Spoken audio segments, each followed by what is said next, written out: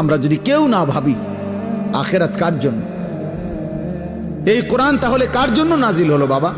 আমরা এখানে সবাই মুসলমান, ছেলেরা তোমরা মুসলমান, আমার বাপ, তুমি বলো বাপ, তাহলে এত বড় কোরআন তাহলে কার জন্য নাজিল হলো?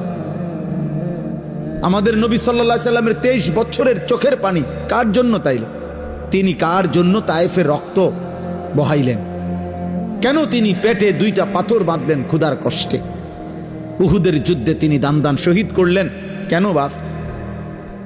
সারা রাত দাঁড়িয়ে থেকে ফজরের আজান পর্যন্ত নবী কাঁদতেন, চোখের পানি ফেলতেন। আম্মা জান আয়েশা বলছেন হাত্তা তাওয়াররামাত কাদামাহু, নবীজির 2টা পা মুবারক ফুলে ফুলে যাইত, ফুলে যাইত, ফুলে যাইত। উম্মতের জন্য কাঁদতেন, উম্মতের জন্য কাঁদতেন, উম্মতের জন্য কাঁদতেন।